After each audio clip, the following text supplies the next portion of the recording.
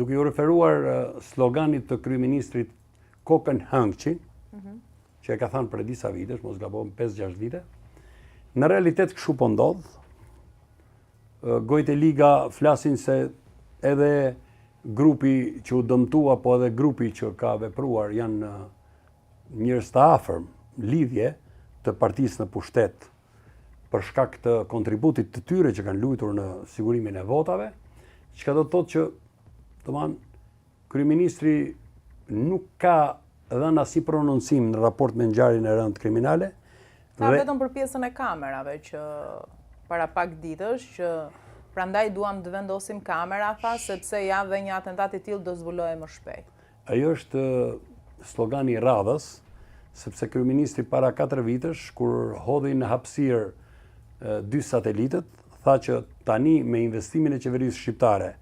për dërgimin në hapësirë të 2 sateliteve, qeveria shqiptare, ushtria shqiptare, policia i ka renditur të gjithë organet ligjzbatuese, do të diktoj dhe do të zbuloj çdo rrënjë të bimbe narkotike që kultivohet në territorin e Shqipërisë, çdo ngjarje kriminale që ndodh në territorin e Shqipërisë. Ndërkohë që sipas informacioneve, këto të konfirmuara edhe në rrugë shtetërore, në mënyrë kategorike 2 satelitët nuk kanë dërguar asnjë mesazh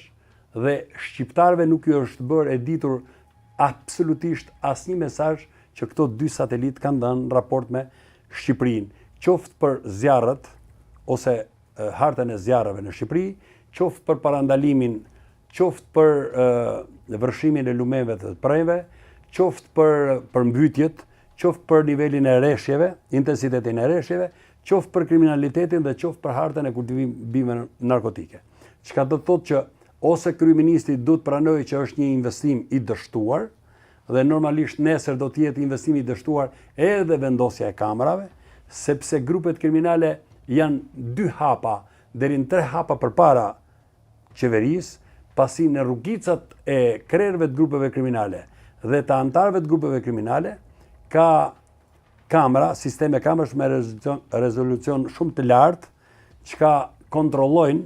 në qendrat e monitorimit ku i kanë të instaluara çdo lëvizje të strukturave të policisë shtetit dhe të organeve ligjzbatuese, jo vetëm në rrugicën e tyre, por në gjithë lagjin. Kështu që kryeministri, kur t'i vendos kryeministri, ata të botës krimit kanë vendos kamera të niveleve më të larta të rezolucionit. Për të mbetur tek ngjarja konkrete, ka informacione se ka ekzistuar një informator me syze, siç përshkruhet, që ka ndjekur shënjestrën dhe shoqëruesin e tij. Çfarë do të prodhonte arrestimi i një personi të tillë nëse ka ekzistuar për zbardhjen e këtij atentati dhe si i përdorin bandat informator të tillë? Unë mendoj që kjo ngjarje do të zbardhet, sepse për hir të vërtetës janë bllokuar DVR-t e një numri të konsideruar shumë lokalesh, dhe që ka patur filmime të qarta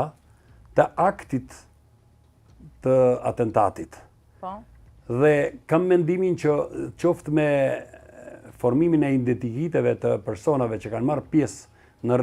rrethrodullimin e Nën Tereza, aty tek Rinasit, mendoj që hetuesit dhe ekspertët do të bijnë në gjurmët e personave që kanë bërë këtë atentat.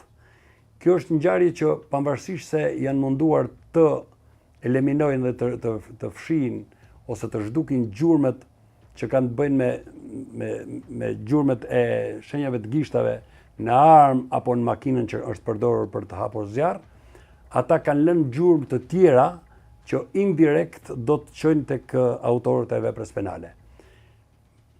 Arrestimi, shoqërimi i ndonjë personi që ka shoqëruar apo ka diktuar apo ka treguar apo ju ka bërë me shenjë apo me telefon që ju ka treguar se ku e tek është objektivi, unë mendoj që për momentin nuk ka ndonjë risi për të zbardhur ngjarjen kriminale. Vetëm duhet kemi parasysh një diçka. Vendi ku është ngritur prita për të ekzekutuar objektin që ato kishin, objektivin që kishin për të realizuar, është vendi më i përshtatshëm edhe në pikpamje të pasigurisë për ato arsyet që tashun, por është edhe në pikpamje të rrugëve për të larguar grupi kriminal, ekzekutorët, për të larguar drejtim zonave më të sigurta, si që në zona e Niklës apo e Fushkrujës. Sepse nëse do futeshin në rrugën që të qonë për në qafkashar, apo që të qonë për në autostrat, pra nëse objektivi i tyre do kishte preha e tyre, do të ishte futur në autostrat, do e kishin, ndoshta mund të ishte me lehtë për ta realizuar ekzekutimin e objektivit,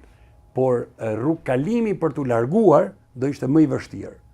sepse mund të koincidojë që të shkosh në një kryqëzim që është e bllokuar rruga, pra largimi me makinë do ishte më i vështirë. Kurse rrethrrotëllimi në aeroportin e Rinasit të krijon mundësinë për të larguar minimalisht në 5 drejtime. 3 prej cilave janë rrugkalimet që të çojnë një për në Kamës, një të nxjerr për në Larushk, në 2 tjerë të nxjerrin, njëra të nxjerr në Fushkruj dhe tjetra tek ura e Limuthit. Pra në këtë pikpamje vendi është zgjedhur i përshtatshëm për të ekzekutuar prehen dhe për të larguar pa u shqetësuar nga organet e policisë. Por problemi qëndron që pse pikërisht ato zgjodhen ata, janë 2 arsye. Spari viktimat nuk janë ruajtur dhe nuk kanë menduar që një atentat mund të ngrihet pikërisht në një vend ku ka shumë njerëz, qarkullimi njerëzish që ikin fluturojnë drejt të vendeve të ndryshme apo vinë drejt Shqipërisë. Vendi është jo më larg se 50, maksimumi 100 metra larg stacionit policisë Rendit dhe të atij të policisë kufitare, çka do të thotë që është shumë afër, është kaq afër sa s'ka. Dhe duke patur parasysh pra kundërshtarët e tyre e Gilman Danit e kanë studiuar gatishmërinë e forcave të policisë, strukturave të policisë në Rinas më mirë se e prorët e policisë kufitare dhe të policisë Rendit të Shqipërisë. E kanë studiuar mirë kur dalin, si ka mundësi që vetëm në aeroportin e Rinasit nuk ka forca shqiponja, grupe të gatshme për të reaguar në një situatë. S'ka fare. Pra në Tiranë ke grupe shqiponja të mërzisin çdo ditë me motorra, me makina, i ke çdo ditë,